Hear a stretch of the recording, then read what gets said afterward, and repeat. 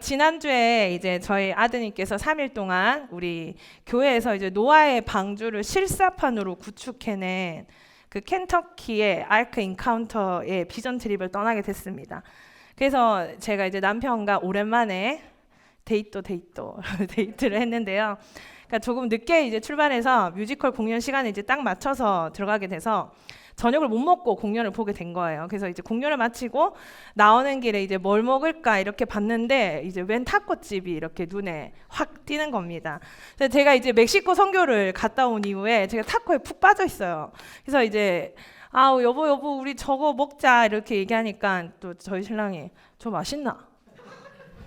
난 싫다 이렇게 얘기하는 겁니다. 그래서 제가 한 번만 나 진짜 저거 너무 먹고 싶단 말이에요. 이렇게 해서 달래서 이렇게 들어오게 됐는데요. 딱 들어가자마자 또 이 오차타라는 멕시코 드링크가 또 이렇게 딱 있는 겁니다. 그래서 이제 우리 이렇게 아침에 이제 멕시코 선교 현장에서 드링킹 하는 현장인데요. 제가 인터넷에서 긁어온 게 아니고 실제로 우리가 멕시코 현장에서 찍은 영상입니다. 근데 자, 예성아 자제해 주시고요. 선교팀이 이거를 이제 엄청 좋아했어요. 그래서 제가 이제 드랍박스에 오차타 먹는 거를 찾아봤는데 가장 맛있게 진짜 눈 뜨자마자 이렇게 숙취하시듯이 드시는 분이 있어가지고 제가 이거를 긁어 왔는데요. 그래서 제가 또 먹자 하니까 이제 또 남편은 저 뭔데? 저 먹을 거가 이렇게 또 얘기를 하는 겁니다. 그래서 또 먹어보자 하는데 좀 이번에 완고하더라고요. 그래서 어쩔 수 없이 이제 콜라를 먹고 이렇게 맛있게 먹었는데 제 남편이 왜 이러는 거죠? 왜 그러죠? 왜 그러는가 하면은 성격이 이상하다 이러면 안 되고요. 그 맛을 맛보지 못했으니까. 예, 이제 타코는 나에게 되게 소중하고 의미가 있는 음식이 되었거든요. 근데 남편한테는 이제 무의미한 거죠. 남편에게 타코는 우리가 먹을 수 있는 수많은 음식 중에 하나에 불과하지만 저에게 이제 타코는 선교 현장에서의 어떤 성도들의 섬김과 사랑 그리고 하바네로 소스의 콜라보레이션으로 이제 그 뜨거운 태양 아래 그 코카콜라와 함께 먹는 환상의 맛으로 저에게 이렇게 의미가 있는 음식이 된 것입니다. 예전에 아이고 의미 없다라는 말이 유행을 했었습니다. 혹시 아시나요? 알면 이제 옛날 사람. 자, 남들에게는 이제 의미가 없지만 또 나에게 이런 의미가 있는 물건이 있는데요. 제가 이제 남편이랑 공동체에서 처음에 교제를 하다 보니까 이렇게 사귀게 되면 좀 부끄럽잖아요. 그래서 우리 비밀로 하자 이렇게 하고 공개를 안 했는데 이제 좋아하는 표현을 하고 싶은 거예요. 옆에 있으면. 그렇게 하면 좀 안 되지만 어린 마음에 그때 제가 제일 좋아하는 음식이 KFC 켄터키 프라이드 치킨이었거든요. 그리고 이제 남편이 가장 좋아하는 음식은 뚝배기에 들어있는 모든 국 종류였어요. 그래서 제가 이제 사람들은 우리가 교제하는지를 모르고 이제 청년부 안에서 같이 막 이렇게 주보를 만들다가 제가 뚝배기 이러면 그게 사랑한다는 뜻입니다. 그러면 이제 남편이 KFC 이러면은 이제 서로 이제 힘을 내라, 사랑한다 이제 이런 표현인데요. 그래서 제가 미국 가서 사실 KFC를 한 번도 안 가봤어요. 근데 이제 KFC만 보면은 그 단어가 주는 의미가 사랑한다, 힘을 내라, 우리 잘할 수 있다 이렇게 용기를 주는 말입니다. 우리는 이렇게 어떠한 말이나 행동, 사건에 가치 또는 이제 중요성 등을 부여하면서 살아가는데요. 그걸 바로 쉽게 말해서 의미를 주는 겁니다. 자, 선물을 준다고 생각할 때 여러분이 좀 더 의미가 있는 선물이라고 생각하는 게 있을 거고요.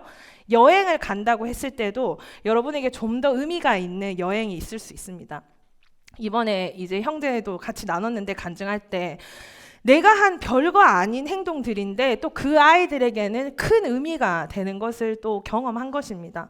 우리 밤마다 우리가 함께 나누는 게 나는 별로 한 것도 없는데 아이들이 너무 좋아하고 3일, 4일밖에 없었는데 또 우리 품에 안겨서 헤어지는 게 아쉬워서 우는 아이들을 보면서 나의 작은 거지만 이곳에서는 너무 큰 의미가 된다는 것을 우리는 경험을 한 것입니다. 또 우리가 많이 알고 있는 사랑의 언어라는 게 있잖아요. 어떤 사람에게는 때는 인정하는 말이 사랑의 언어입니다. 다른 어떤 것보다 인정하고 칭찬하는 말을 들을 때 그 사랑이 더 의미가 있게 다가오는 사람이 있는데요. 저는 항상 얘기하지만 봉사가 사랑의 언어입니다. 그래서 수십 번 사랑한다는 말보다 내가 해야 할 일을 대신 해줄 때 이 사람이 나를 정말 사랑하는구나 저는 느끼는데요. 또 부모님들은 가끔씩 이런 말씀을 하시잖아요. 난 다 필요 없다. 어떻게 해요? 건강하게만 자라다오. 난 다른 건 아무 의미 없다. 네가 건강하게만 하면 된다. 이런 말씀을 하시고, 우리 양가 부모님들도 저희가 이렇게 뭐 용돈을 가끔씩 드리거나 뭐 연락 자주 못 드려서 죄송하다 이런 연락 드리면, 아이고 현주야, 난 다 필요 없다. 우리 시어머니가 나는 너희만 행복하면 된다. 난 그게 전부다. 이렇게 항상 말씀을 하십니다. 그렇다면 하나님이 우리에게 다 필요 없다. 나는 이거면 된다 하는 게 있다면 무엇일까요? 하나님에게 가장 의미 있는 우리의 삶이란 어떤 것일까요? 제가 예배에 딱 들어왔는데 제가 예배가 긴장이 되는 거예요. 오늘 설교 말씀을 잘 전달해야 되는데 아직 단어가 정리되지 않은 것도 있고, 근데 우리 찬양팀을 딱 보니까 이미 솔로를 맡은 지체들이 이렇게 긴장이 이렇게 느껴지고, 또 악기하는 이제 친구들을 보니까 또 이렇게 긴장감이 느껴지고, 또 광고를 준비하는 지체가 이렇게 뒤에서 광고를 준비하는 모습에서 또 긴장이 느껴지고, 음량 PPT 이렇게 긴장하는 게 이렇게 좀 느껴지더라고요. 저뿐만 아니라. 그래서 하나님, 이 예배가 긴장하는 예배가 아니고 하나님, 살아계신 하나님을 정말 친밀히 만나는 예배가 되게 해달라는 그런 기도가 나오더라고요. 그래서 우리가 하나님 앞에서 우리가 수많은 것들을 하고 살잖아요. 근데 하나님께서 다 필요 없다. 나는 이것이 나에게 의미가 있고 나는 이것만 있으면 된다라고 하는 게 어떤 것이 있을까요? 오늘 본문을 통해서 같이 한번 살펴보려고 하는데요. 오늘 성경의 배경이 되는 말씀은 어떤 거죠? 솔로몬의 성전을 건축하는 일입니다. 솔로몬에게 이 성전을 건축하는 일은요, 자신의 인생의 전부를 건 일이었습니다. 맞나요? 이게 너무나 큰 사건이에요, 성경 안에서. 그리고 이제 비전이었죠. 그래서 1절에 보니까 솔로몬이 자기가 원하던 일을 다 마친 때였다고 설명하고 있습니다. 우리가 어떤 일을 할 때 내가 진정으로 원하는 일을 하고 그 일에 대한 성취를 느꼈을 때 여러분 행복하시죠? 행복하잖아요? 근데 또 그 일이 내가 반드시 해야만 하는 일이었습니다. 그러니까 지금 이 성전을 다 건축한 이 일은요, 솔로몬에게 있어서 자신의 인생에 있어서 가장 의미 있는 일 중에 하나였을 것입니다. 그런데 이 일 후에 하나님이 또 솔로몬에게 나타나기까지 하셨습니다. 여러분이 원하던 일을 이루었고 사명을 완수했는데 하나님이 나타나기까지 했어요. 여러분 기분이 어떨 것 같아요? 정말 정말 행복하죠. 더 이상 바랄 게 없겠죠. 그래서 우리가 이 솔로몬이 성전을 다 건축하고 나서 하나님께 드린 기도의 내용에 대해서 한번 생각해 볼 필요가 있는데요. 3절을 함께 읽어보겠습니다. 시작. 나는 네가 건축한 이 성전을 거룩하게 구별하여 내 이름을 영원히 그곳에 두며 내 눈길과 내 마음이 항상 거기에 있으리니. 자, 이게 솔로몬이 한 기도에 대한 하나님의 응답이거든요. 솔로몬이 이 성전을 지은 후에 너무 화려하고 멋지게 잘 지었으니까 이 성전을 향하여 드리는 모든 기도에 하나님 응답해 달라는 간구를 한 것입니다. 그래서 앞에 보면은 솔로몬의 기도에 반복적으로 등장하는 말이 있는데요.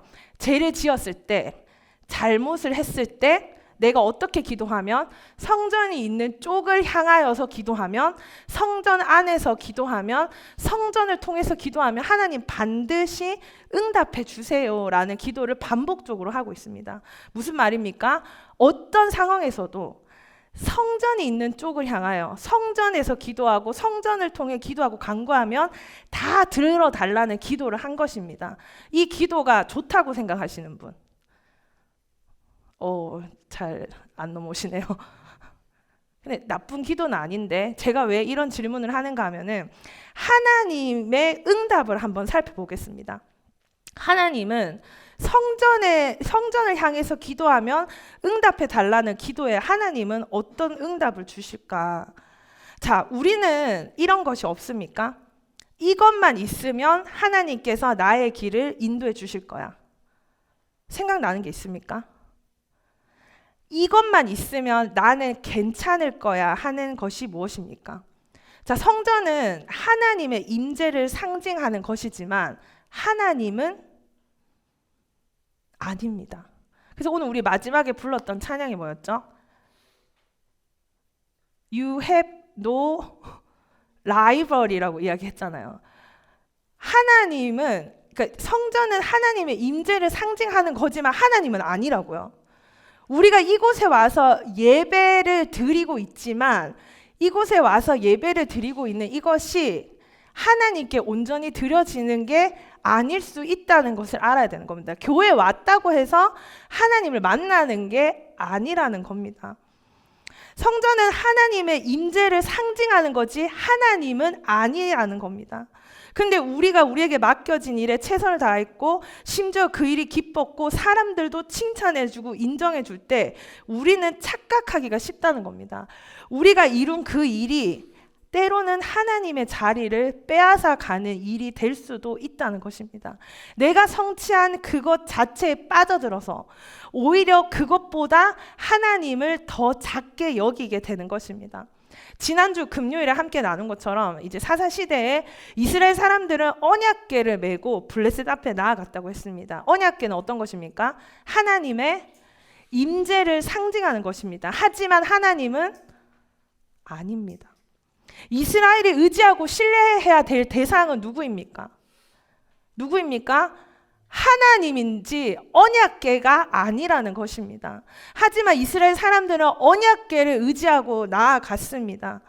전쟁 가운데 하나님을 의지하고 나아가야 했지만 그 언약궤, 하나님의 임재를 상징하는 그 언약궤를 의지하고 나아갔을 때 그 전쟁 가운데 실패하는 모습을 보여줍니다. 그리고 또 이스라엘은 눈에 보이는 왕을 의지하려는 마음이 생겨서 사무엘에게 찾아가서 왕을 세워달라고 합니다. 그들에게 다른 나라들처럼 왕이 있으면 그들의 나라가 더 강해질 수 있다고 믿었기 때문입니다. 지금 이 솔로몬은 하나님보다 이 성전이 더 의미가 있게 더 크게 다가온 것입니다. 그래서 하나님, 내가 어디에 있든지 어떤 상황에 있든지 내가 하나님을 의지하고 하나님께 나아가면 하나님 나의 기도를 들어주세요라는 기도가 아니라 어떻게 기도하고 있다고요?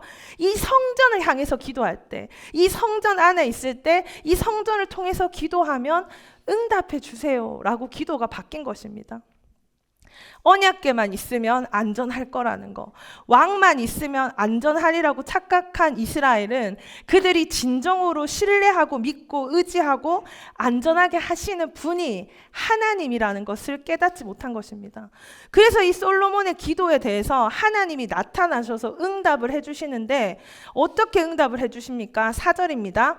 네가 만일 내 아버지 다윗이 행한 같이 마음을 온전히 하고 바르게 하고 내 앞에서 행하며 내가 내게 명령한 대로 온갖 일에 순종하여 내 법도와 율례를 지키며. 좀 긴 말씀인데 첫째 뭡니까? 첫째, 아버지 다윗처럼 마음을 온전하고 바르게 하라는 겁니다. 성전 이야기 나옵니까? 안 나오잖아요. 두 번째입니다. 시작. 내 앞에서 행하며 하나님 앞에서 살고. 세 번째입니다. 내가 내게 명령한 대로 온갖 일에 순종하여 법도와 율례를 지키는 것. 첫째, 둘째, 셋째 다 합치면은 결국에는 말씀대로 살면 내가 너의 기도에 응답하겠다는 겁니다. 하나님은 그래 솔로몬아, 너가 이렇게 화려하고 너무나 멋진 성전을 지었구나. 그래 너가 성전을 향해서 기도하면, 네가 성전을 붙들고 기도하면 내가 응답해 줄게 라고 말씀하시지 않고, 아니다, 성전보다 나에게 더 의미가 있는 것은 너가 말씀을 지키고 말씀을 따라 사는 것, 그것이 나에게 큰 의미가 있는 것이다. 그것이 중요한 것이다. 그러니까 이건 응답이 아니라 경고에 가까운 것입니다. 성전 건축은 다윗이 그토록 소망했고 모세 때부터 약속된 일이었습니다. 근데 그 일에 쓰임받은 솔로몬은 얼마나 큰 은혜를 받은 사람입니까? 그런데 솔로몬이 성전 건축을 다 한 후에 다시 나타난 하나님께서는 성전이 아닌 이야기를 하신다는 겁니다. 그러니까 아무리 성전을 향하여 성전에서 그 성전을 통하여 예배한다고 할지라도 어떻게 살지 않으면, 말씀대로 살지 않는다면, 너희가 말씀대로 살지 않는다면 지금 너가 하는 모든 기도와 예배는 나에게 아무 의미가 없다. 아무 소용이 없다라고 말씀을 하신다는 겁니다. 6절입니다. 만일 너희나 너희의 자손이 아주 돌아서서 나를 따르지 아니하며 내가 너희 앞에 둔 나의 계명과 법도를 지키지 아니하고 가서 다른 신을 섬겨 그것을 경배하며, 무슨 말입니까? 말씀대로 너희가 살지 않는다면 어떻게 하시겠다고요? 7절에 내가 이스라엘을 그들에게 준 땅에서 끊어버릴 거고, 8절에 이 성전이 높을지라도 지나가는 자마다 놀라며 비웃게 할 것이다. 9절에 그들이 다른 신을 섬김으로 여호와께서 재앙을 내리셨도다 하리라 하셨더라. 하나님의 말씀은 헷갈리게 하지 않습니다. 너무나 분명하게 성전보다 더 중요한 것은 바로 말씀을 따르는 삶이라는 것입니다. 솔로몬이 성전을 지은 것은 하나님의 축복임에 분명하지만 우리가 절대로 잊지 말아야 할 것은 하나님이 우리에게 주신 거는 축복이거든요. 근데 우리가 그것을 어떻게 사용하느냐에 따라서 그것이 저주가 될 수 있다는 것을 명심해야 합니다. 하나님께서 우리 사랑하는 청년들에게 좋은 직장을 주셨습니까? 물질로 축복해 주셨습니까? 사람들은 그것을 축복으로 여깁니다. 맞죠? 그것이 축복이라고 생각하는데, 그런데 오히려 그 직업으로 인해서 그것을 자신의 능력으로 여기며 자랑하고 그 물질을 자신의 유익을 위해서 쓴다고 생각해 보십시오. 여러분, 그것을 축복이라고 할 수 있습니까? 그건 축복이 아니라 저주가 될 수 있다는 것입니다. 솔로몬이 하나님께 지혜를 구했습니다. 그러면 제가 똑똑하고 지혜로운 걸 구했다라고 생각하기 쉬운데, 성경에는 분명히 그 지혜가 어떤 지혜인지 나와 있습니다. 많은 백성들을 재판할 수 있는, 선악을 분별하는 지혜를 달라고 한 것입니다. 그러니까 그 지혜는 어떻게 쓰일 때만 축복이 될 수 있습니까? 사람들을 도와주고 옳고 그른 것을 분별할 때 그 지혜를 사용해야지만 그 지혜가 축복이 된다는 것입니다. 솔로몬이 그 지혜를 하나님이 자신에게 맡겨주신 사람들에게 일어나는 크고 작은 일들 속에서 옳고 틀린 것을 구별해서 재판할 수 있는 지혜로 사용하라고 주셨는데, 나중에 솔로몬이 그 지혜를 자신의 지혜로 여기고 그것을 자랑한다면 그것은 더 이상 축복이 아니라는 것입니다. 제가 이제 금요일마다 학부모들이 모이는 기도회를 인도하게 되었습니다.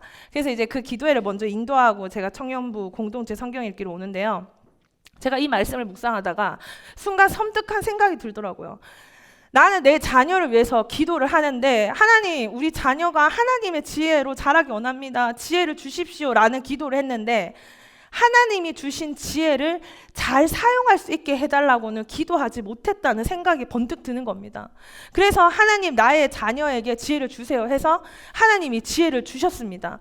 그런데 그 지혜로 내 아들이 다른 사람 등쳐먹고 다른 사람 괴롭히고 자기만 잘 먹고 잘 살려고 다른 사람 속이면서 살면 어떡합니까? 어떡해요, 여러분들? 하나님께로 온 것은 축복이었는데 그것을 어떻게 사용하느냐에 따라서 축복도 되고 저주도 된다는 것입니다. 성전을 지은 일은 축복이죠. 너무나 큰 축복이잖아요.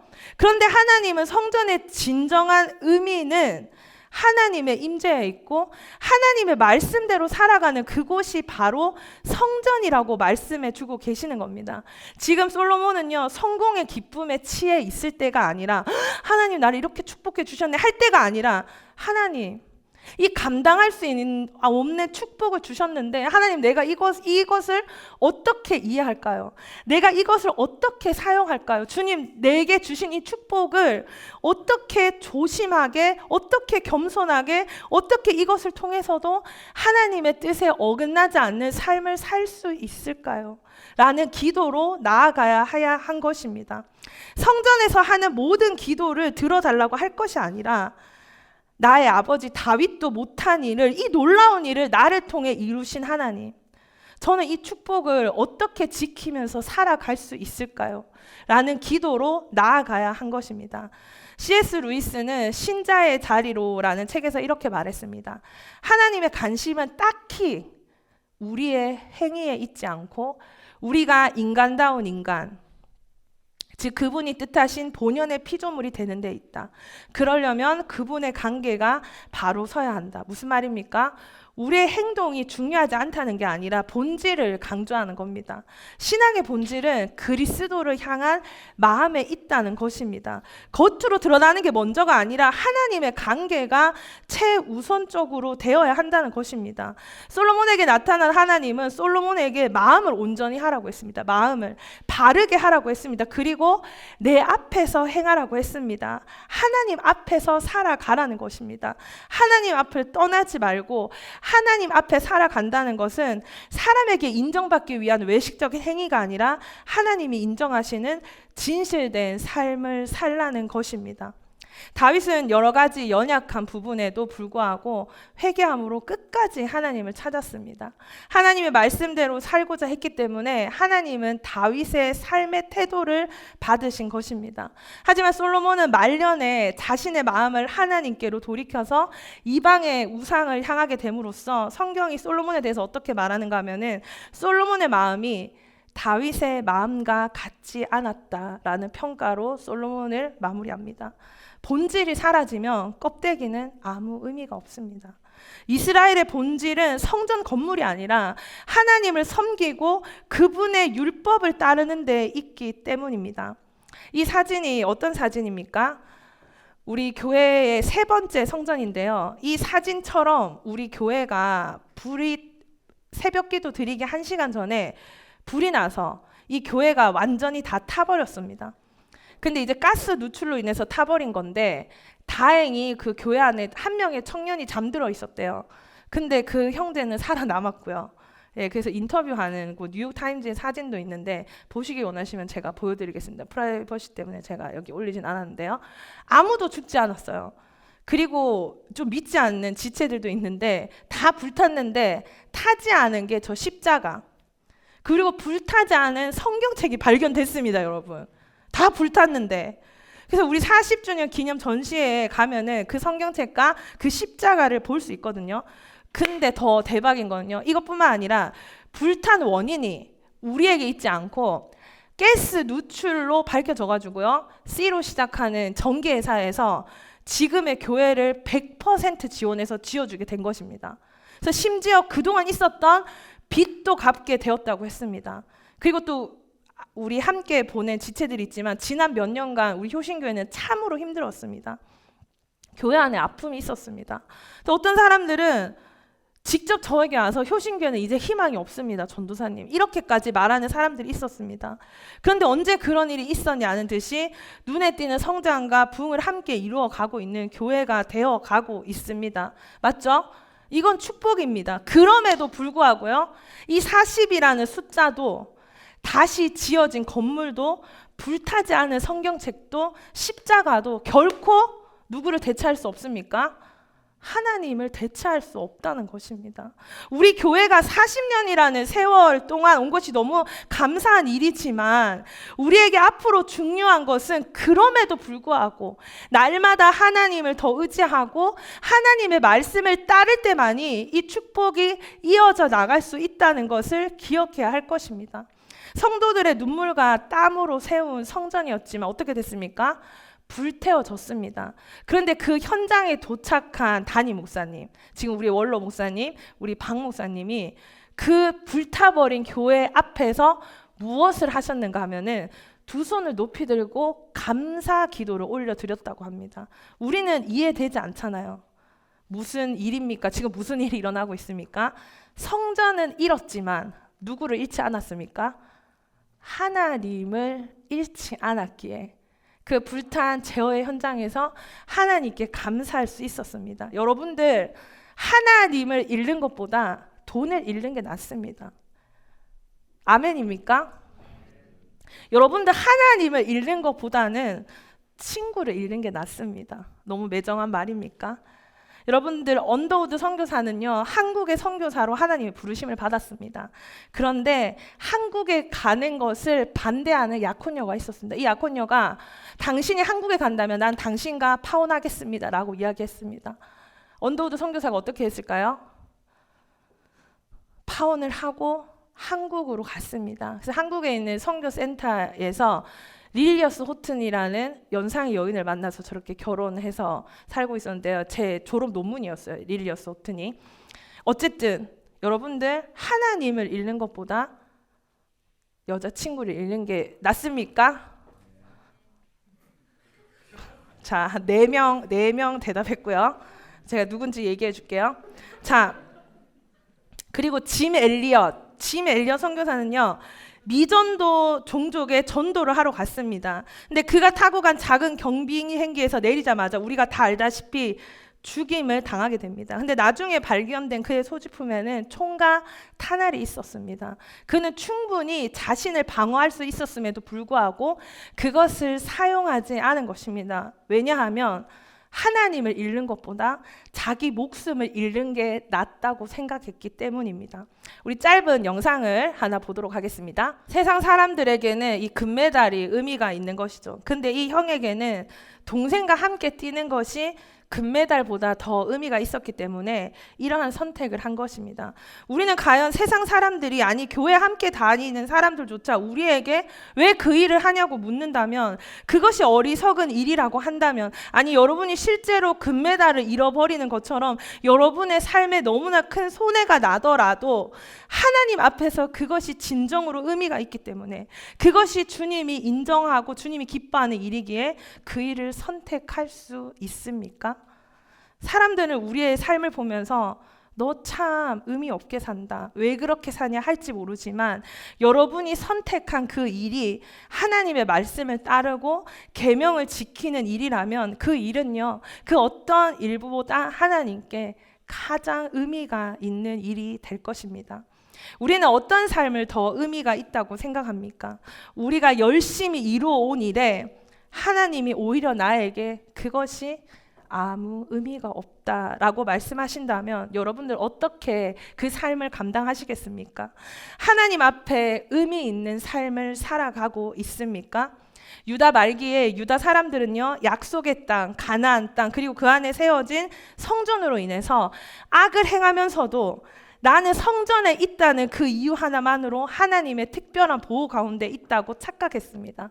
하지만 그들의 생각과는 달리 하나님의 심판을 받아서 나라가 망하고 바벨론에 끌려가는 순환을 당했습니다. 예수님 당시에 바리새인, 서기관, 성경교사, 종교 지도자, 이스라엘의 영적 리더라고 불리던 자들은요, 그들의 속은 권력과 물질에 대한 욕심으로 가득했지만 자신들이 가진 껍데기뿐인 직책과 직위만을 생각하면서 스스로 거룩하다고 믿었습니다. 하나님 앞에 아무 의미 없는 삶입니다. 솔로몬은 성전을 먼저 지었거든요. 한번 그림을 볼까요?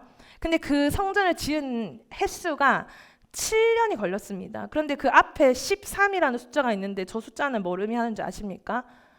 궁전을 짓는데 13년이 걸렸습니다. 언뜻 보기에 자신이 살 집보다 성전을 먼저 지은 것이 대단한 믿음과 의지로 보여지지만, 그런데 성전을 짓는 일에는 7년, 궁전을 짓는 일에는 13년이 걸린 것입니다.